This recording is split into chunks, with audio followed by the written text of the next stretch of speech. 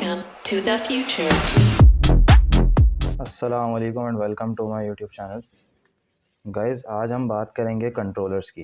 Last time हमने बात की थी राउटिंग की। तो राउट्स आपको बहुत अच्छे तरीके से मालूम है, जैसे कि मैंने प्रीवियस वीडियो में डिस्कस किया कि राउट्स क्या करते हैं, जिसके अंदर आप यूआरएल में एक वैल्यू यूआरएल में कोई आप पास करते हो कोई भी नाम, और उस यूआरएल के रिज़ल्ट में आपको यहाँ पे फ़ाइल रिटर्न होकर मिलती है। ठीक है, जैसे कि फॉर एग्ज़ाम्पल हमने लास्ट टाइम किया था कि अगर बाय डिफ़ॉल्ट आपका स्लैश जाएगा तो वेलकम वाली फ़ाइल आपकी रन होकर नज़र आ जाएगी। इसी तरह कॉन्टैक्ट की जगह पे आपकी अबाउट की फ़ाइल नज़र आ जाएगी। तो ये काम था राउटिंग का। अब हम बात करेंगे कंट्रोलर्स की। तो कंट्रोलर्स क्या काम करते हैं? अच्छा, इससे पहले मुझे बात करनी थी अपने राउट के, जो राउटिंग के अंदर हमारे पास जो पैरामीटर्स होते हैं उनकी, और राउट नेमिंग राउट्स की। तो वो मैं आहिस्ता-आहिस्ता आपको इन्हीं के अंदर, इन्हीं लेक्चर्स के अंदर आपको बता दूंगा बीच में ही, ठीक है?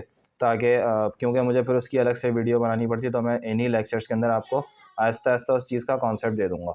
तो अभी मैं यहाँ पे स्टार्ट करने जा रहा हूँ कंट्रोलर्स, क्योंकि मेन चीज़ यही है आपके लिए।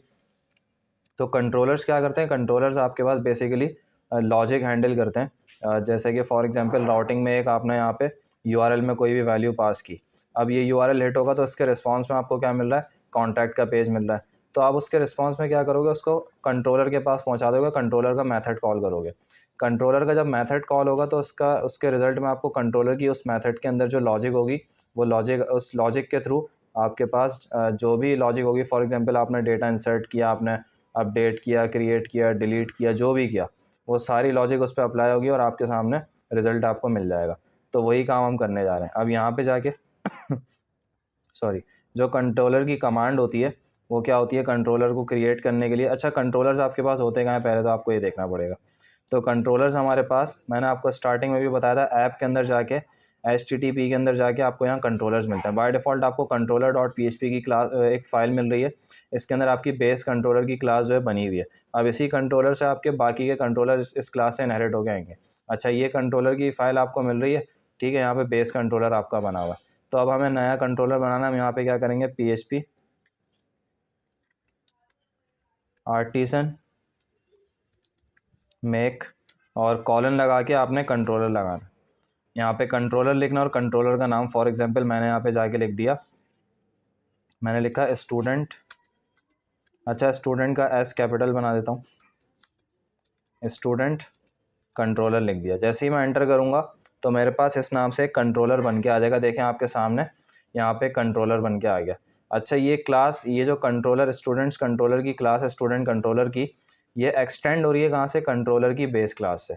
इसका मतलब ये है कि ये हमारे पास बेस क्लास है और ये इसका चाइल्ड है, ठीक है? जितनी भी चीज़ें वो कंट्रोलर में डिफाइन हुई हैं। अब फॉर एग्जाम्पल आप यहाँ से कोई भी चीज़, जैसे फॉर एग्जांपल यहाँ पे जाके आपने एक मेथड बनाया पब्लिक फंक्शन, और फंक्शन का नाम फॉर एग्जांपल आपने यहाँ पे जाके लिख दिया डेटा। ऐसे ही मैं अभी बेसिकली ऐसे नाम ले रहा हूँ ताकि आपको कॉन्सेप्ट क्लियर हो जाए। और यहाँ पे जाके मैंने लिख दिया इको, या रिटर्न करवा देता हूँ मैं। रिटर्न क्या करवाना चाह रहा हूँ?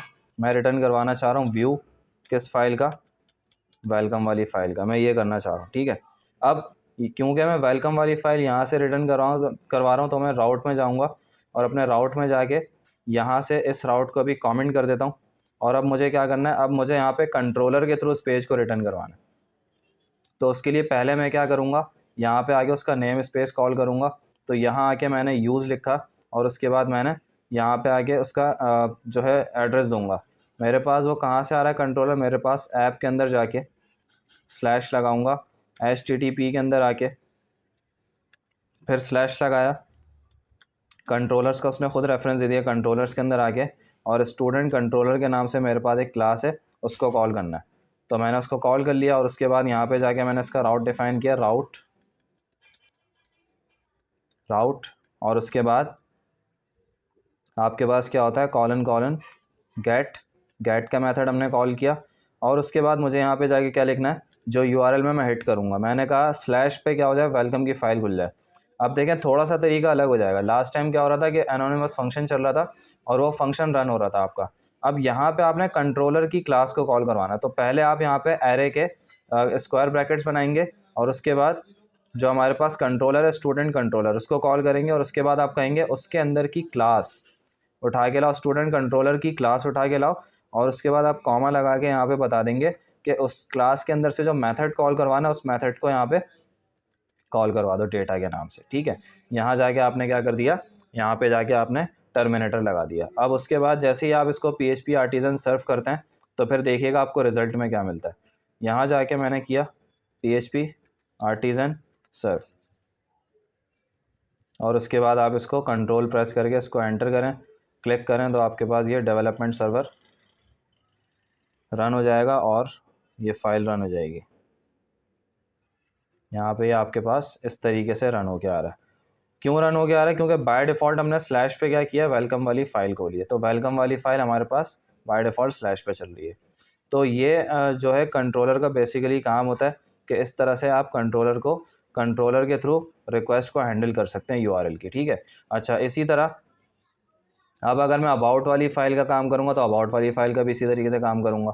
तो मैं इन सारे राउट्स को हटाता हूँ और एक कंट्रोलर वाली क्लास से इनको रन कर लेता हूँ। तो यहाँ जाके मैंने दोबारा से अपने कंट्रोलर पे गया, स्टूडेंट कंट्रोलर के नाम पे यहाँ पे गया, और यहाँ पे जाके मैंने डेटा एक बनाया था, एक फंक्शन बना लेता हूँ, एक मेथड बना लेता हूँ पब्लिक फंक्शन, और यहाँ जाके फॉर एग्जांपल मैंने लिख दिया अबाउट, और उसके बाद मैंने कहा कि रिटर्न करो व्यू, किस फाइल का व्यू, अबाउट वाली फ़ाइल का व्यू। इसी तरह इसको ऑल्टर शिफ्ट डाउन करके किसको रिटर्न करवा दूंगा, कॉन्टैक्ट, और यहाँ जाके किस फाइल को रिटर्न करो, कॉन्टैक्ट वाली फ़ाइल को। इतनी बात मैंने कर ली। अब मैं जाऊँगा वापस अपने राउटिंग वाली फ़ाइल में web.php के अंदर, और यहाँ पे जाके इसको ऑल्टर शिफ्ट डाउन कर लेते हैं। हमें करना क्या है, सिर्फ और सिर्फ ये, क्योंकि हमारे पास इसी क्लास से सारे मेथड्स कॉल हो रहे हैं, तो हम यहाँ जाके सिर्फ मेथड का नाम चेंज करेंगे, बस और कुछ नहीं करना। यहाँ जाके कॉन्टैक्ट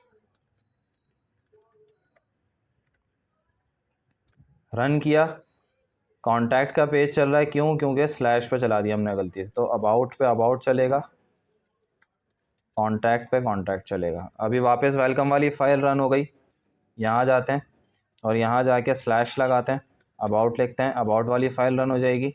इसी तरह यहाँ जाके स्लैश लगाते हैं, कॉन्टैक्ट लिखते हैं, कॉन्टैक्ट वाली फ़ाइल हमारे पास रन नहीं हुई क्योंकि हमने अबाउट के बाद कॉन्टैक्ट लिख दिया। तो हम इस अबाउट को हटा देते हैं, एंटर करते हैं, तो कॉन्टैक्ट का पेज हमारे पास रिटर्न हो गया।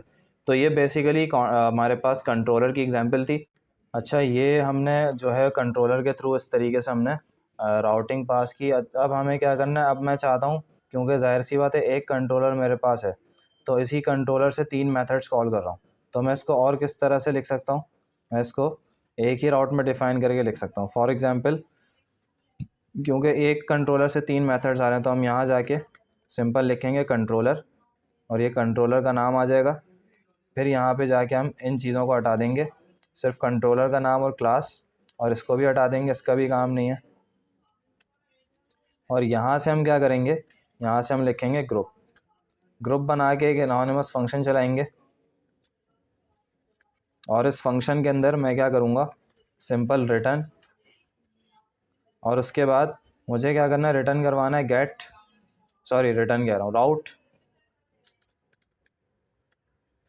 गेट, और उसके अंदर जो भी मेरे पास राउट होगा, फॉर एग्जांपल स्लैश पे मेरे पास कौन सा वाला मेथड कॉल होना चाहिए, डेटा वाला।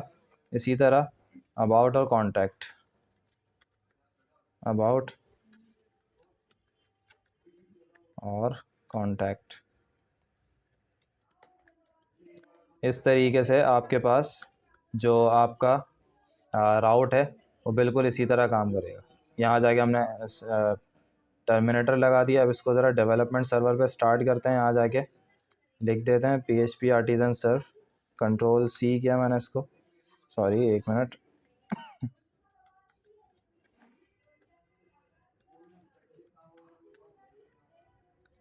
और इस पर जाके क्लिक कर देता हूँ, कंट्रोल प्रेस करके मैंने इस पर क्लिक किया, ये डेवलपमेंट सर्वर मेरा इस पर स्टार्ट हो गया, और बाय डिफ़ॉल्ट होम का पेज रन होके मिल रहा है। और अगर हम अबाउट पे जाएंगे तो अबाउट का पेज रन होके मिलेगा, अबाउट, सॉरी ये बात इसमें पास हो गया, अबाउट। और इसके अलावा जब आप कॉन्टैक्ट का पेज रन करेंगे तो कॉन्टैक्ट का पेज आपको रन होके मिल जाएगा। तो ये आपके थे सिंपल कंट्रोलर्स, जिस तरीके से आप कंट्रोलर को डिफ़ाइन करते हैं। अब ये कंट्रोलर हमने बेसिकली किस चीज़ के लिए बना? अच्छा, ये हमारे पास बेसिक कंट्रोलर कहलाते हैं। कंट्रोलर्स की हमारे पास टाइप्स हैं, जैसे कि बेसिक कंट्रोलर हो गया, इसके अलावा सिंगल एक्शन कंट्रोलर हो गया, और आपके पास रिसोर्स कंट्रोलर हो गया। सबका अलग अलग पर्पज़ है। तो अभी हमने बेसिक कंट्रोलर की बात की है, और कंट्रोलर्स क्यों ज़रूरी होते हैं मैंने आपको ये भी बता दिया है। हमारी लारावेल की सीरीज़ चल रही है, जो कि मैंने बिल्कुल प्रोजेक्ट क्रिएशन से स्टार्ट किया है। लारावेल 10 मैं इसमें डिस्कस कर रहा हूँ, और आगे इसी वीडियो को मैं आगे लेके जाऊँगा ई कॉमर्स वेबसाइट, और इसके अलावा API डेवलपमेंट भी हम सीखेंगे। तो इसी कोर्स में मेरे साथ रहिएगा और अपना ख्याल रखिएगा। अल्लाह हाफ़िज़।